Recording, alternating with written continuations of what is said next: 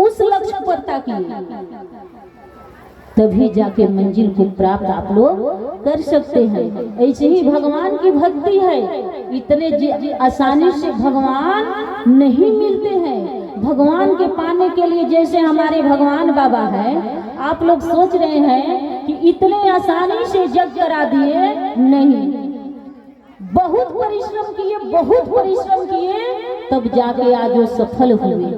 ऐसे ही कोई नहीं कोई काम कर सकता है, उसके लिए संघर्ष होना चाहिए, हौसला होना चाहिए, हौसला एकदम बुलंद होना चाहिए, तभी जाके आपका मंजिल प्राप्त होगा। वैसे ही गोस्वामी तुलसीदास, जब कोई सहारा नहीं मिला तो नरहरि दास उनको गुरु के रूप में मिले, पढ़ाए लिखाए, विद्वान बनाए, हर कुछ बनाए और उनका शादी विवाह भी कराए। शादी जब हुआ उनका, तो उनका पत्नी का नाम था रत्नावली, जिनसे शादी हुआ। तो जब किसी का प्रेम नहीं मिलता है, अगर कोई बेटे का माँ चल बसी है, मर गई है, बेटा का कोई बेटी का पिता नहीं है, पिता के प्रेम नहीं मिला, भाई का प्रेम नहीं मिला, उस बच्चे से जाके पूछिए कि माँ के दर्जा होता है क्या, उस बच्चे पर बीतता है क्या? ताकि जिनकी माँ नहीं है, जिनकी बेटा नहीं है, जिनकी पिता, हर एक रिश्ता एक एक के बिना बेकार है। इसलिए जीवन में सब रिश्ता का महत्व समझिए, हर एक रिश्ता के महत्व समझिए, ताकि किसी का पत्नी नहीं है तो पत्नी बिना ही पति अधूरा है, और किसी का पति नहीं है तो पति बिना ही पत्नी अधूरा है, ताकि हर एक रिश्ता मजबूती के होता है।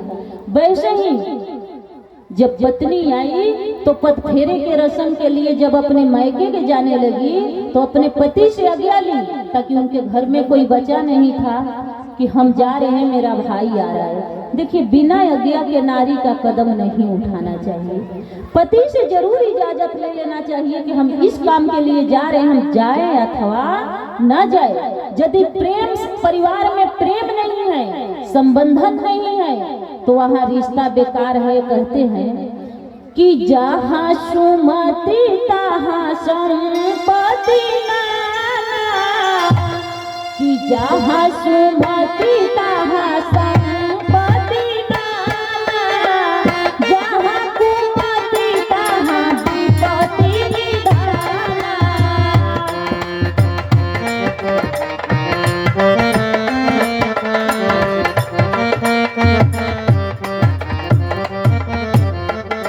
कि जहाँ सुमति तहाँ संपत्ति नाना, जहाँ कुमति तहाँ विपत्ति निधाना।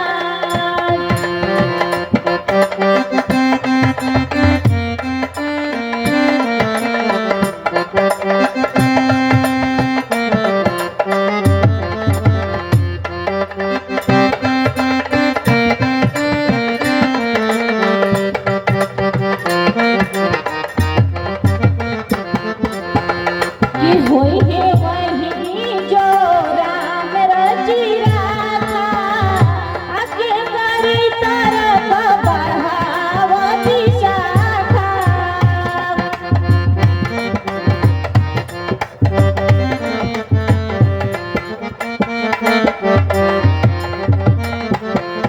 कि मंगल भवन मंगल हारी, प्रभु सुदर्शन रथ अजीर बिहारी।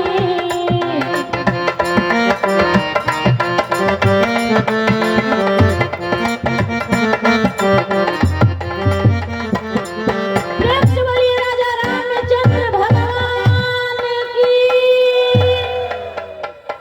तो जिस घर में प्रेम होता है वहाँ भगवान स्वयं चल के आते हैं, और जिस घर में प्रेम नहीं होता है, जो घर नर्क का समान होता है, वहाँ भगवान कभी वास नहीं करते हैं। इसलिए घर में प्रेम से रहिए, प्रेम ही भगवान का आसन है, सोच लीजिए।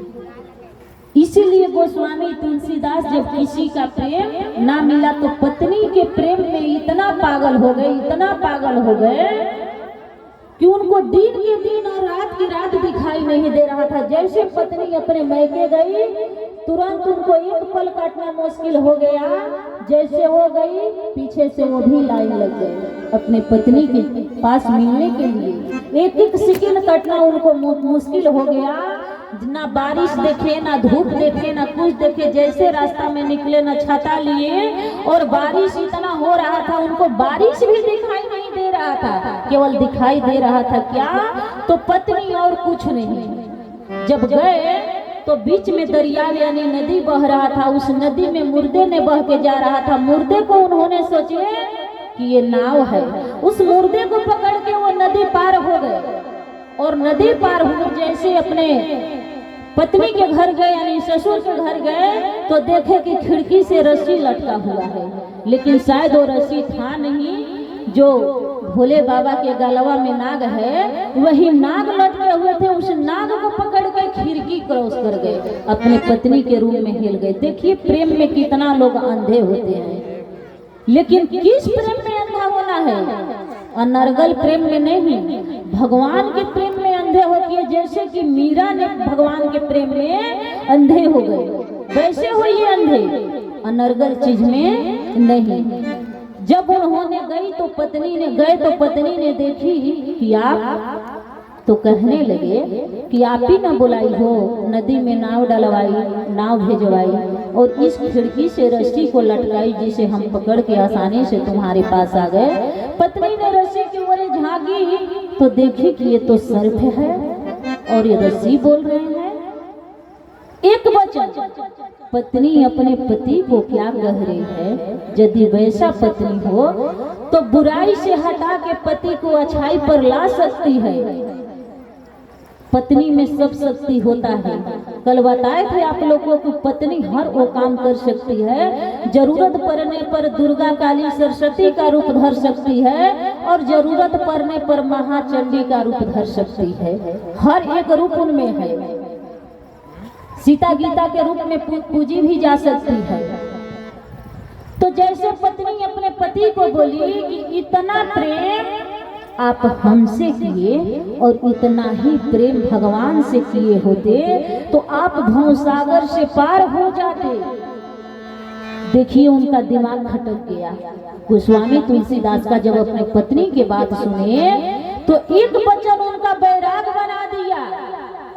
अब तुरंत वहां से उल्टे पैर, अब उनको पत्नी दिखाई नहीं दे रही है।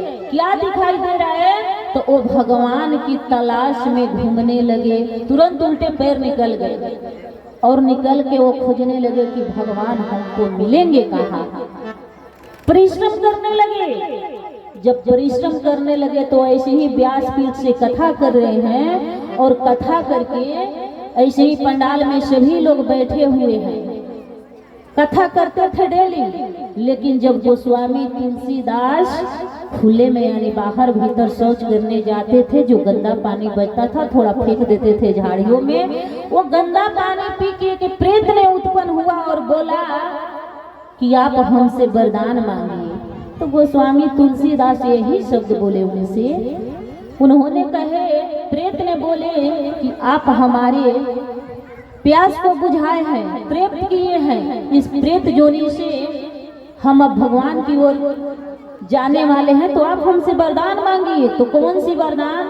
तो बोले कि यदि आप वरदान देना ही चाहते हैं तो प्रभु श्री राम की दर्शन करा दीजिए। बोले कि प्रेत ने बताया उनको कि ठीक है। जैसे आप कथा कर रहे हैं तो कथा पंडाल में प्रसाद वरसाद वितरण हो जाता है, तो देखिएगा वहाँ कि एक बुढ़े के भेष बनाकर जिनके शरीर पर मक्खी भिनभिना रही हो, उनसे कोई बात नहीं कर रहा है, कोई जान नहीं रहा है, कोई बोल नहीं रहा है, कोई शरीर में टच नहीं कर रहा है, तो वही पवन पुत्र वीर हनुमान है।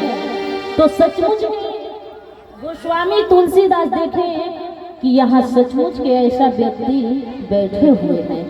सभी लोग चले गए और वो उतरे व्यासपीठ से और उतर के और जाके बजरंग बली के चरण में लिपट गए और बोले कि प्रभु हमको दर्शन दीजिए। उन्होंने अपना पैर छुड़ाने लगे ताकि भगवान असली रूप में कभी किसी को दर्शन नहीं देते हैं। यदि असली रूप में दर्शन ही दे देंगे तो सबको ही पहचान जाएगा कि ये भगवान है। किसी न किसी, कभी नली में, कभी गली में, कभी कीचड़ में, कभी कैसा जगह गिर के भगवान परीक्षा लेते हैं अपने अपने भक्त से। तो जैसे वो जाके चरण में लिपटे तो बजरंग बली उनको दर्शन दिए। प्रेम से बोलिए पवन सुत वीर हनुमान की। तो राम कथा के रसिक बजरंग बली है। कोई कथा सुने या ना सुने, पवन पुत्र बड़ी ध्यान से और अच्छे विचार से राम कथा को सुनते हैं। तो उन्होंने ही बताया, उनसे बोले कि हमें प्रभु श्री राम की दर्शन करा दीजिए। देखिए भगवान की खोज में कहा गया है कि भगवान के मिलन आसान नहीं, थोड़ा कष्ट उठाना पड़ता है। भगवान इतना आसानी से नहीं मिलते हैं। और पवन पुत्र वीर हनुमान गोस्वामी तुलसीदास को ले जाके कहाँ बैठा दिए? चित्रकूट के घाट पर।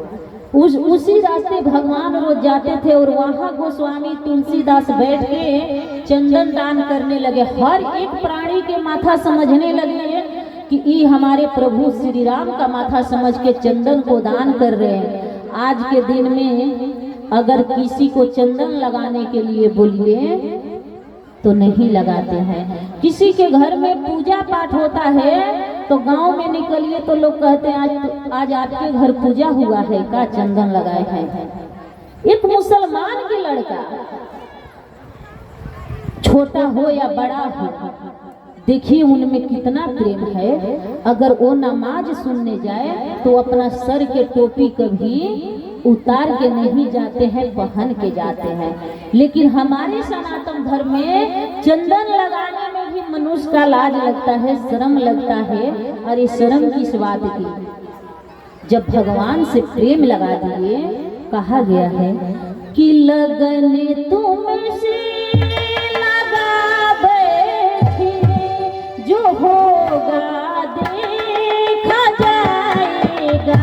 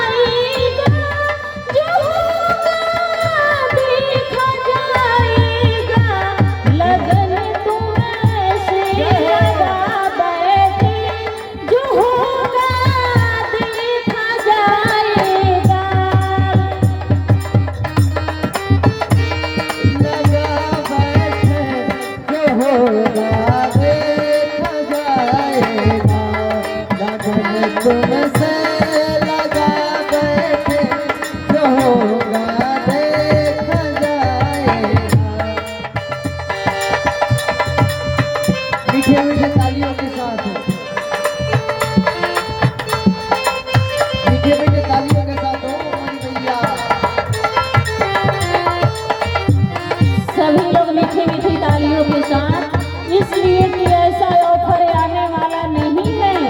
ताली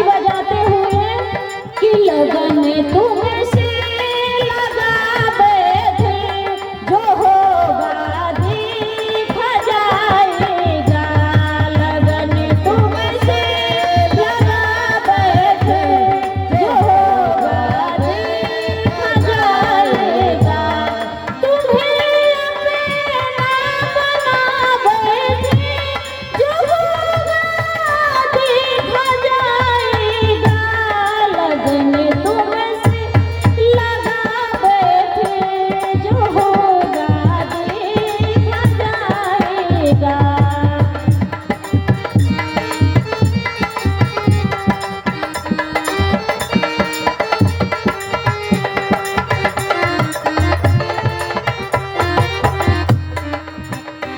भक्ति में किसी से डरना नहीं चाहिए, किसी से नहीं। शर्म कहाँ करना चाहिए?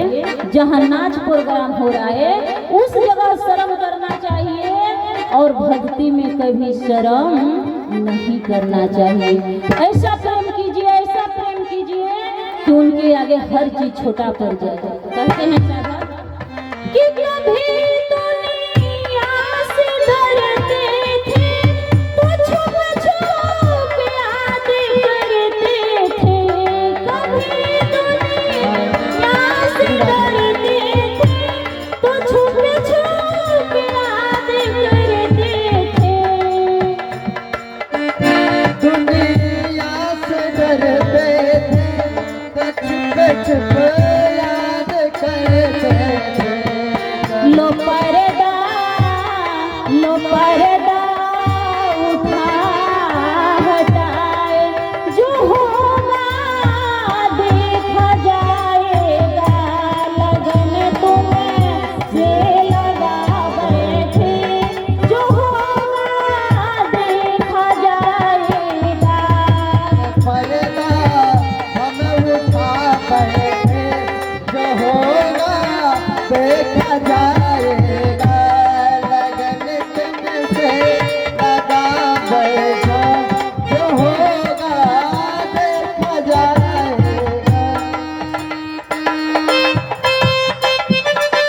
मीठे मीठे तालियों के साथ ये अवसर बार बार मिलने वाला नहीं है। तो मीठे मीठे तालियों के साथ इधर से भी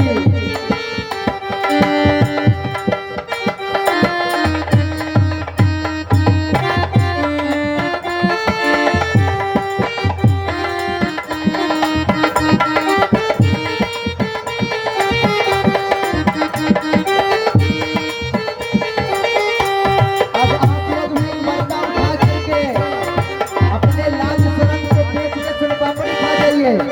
अब प्रेम में राधे राधे गाते जाइए। मीठे मीठे तालियों के साथ शर्म खो दीजिए, शर्म देख के सुन पापड़ी खाइए। जय हो।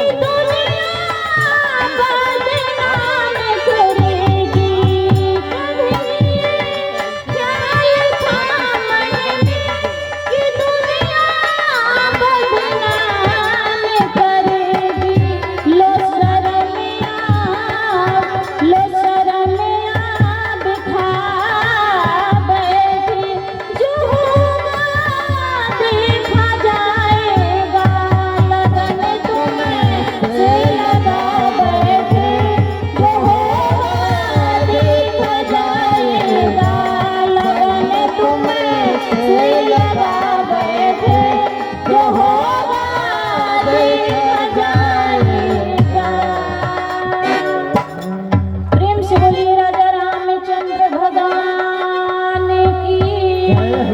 अब हमारे बीच परम पूज्य प्राप्त स्मरणीय श्री यज्ञाधीश श्री भगवान दास स्वामी जी का आगमन हो गया है। करतल ध्वनि के साथ ताली बजाते हुए एक बार जयकारा लगाएंगे। प्रेम से बोलिए भगवान दास स्वामी जी महाराज की, भगवान दास स्वामी जी महाराज की।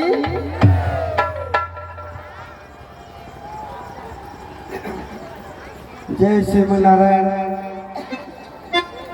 अभी आप लोग पुष्पाचार्य से भजन के माध्यम से कथा प्रवचन शुरू कर रहे हैं जितने संत महात्मा आए हुए हैं जाकर प्रसाद पा लें, यानी भोजन कर लें। जितने भी साधु संत महात्मा आए हुए हैं और बाहर से आगंतुक आए हुए हैं जाकर प्रसाद ग्रहण कर लें। प्रसाद प्रारंभ है। और रामलीला पिंटू जी आप मंच पर पधारें, आपका समय होने वाला है, सीधे मंच पर आवे। भक्तों, इस महायज्ञ में अनेकों स्थान से संत महात्मा पधारे हुए हैं और सभी भक्तगण भी आए हुए हैं और बड़ा सुंदर और संस्कार में अपना सुन रहे हैं। अब आप अपना प्रकट कीजिए। तो भक्तों, आप लोग को इंतजार रामलीला का कर रहे हैं, तो लीला का दर्शन पिंटू रामलीला के नाम से ये प्रसिद्ध है। प्रेम से बोले रामचंद्र भगवान की जय, बोलिए लखन लाल की जय।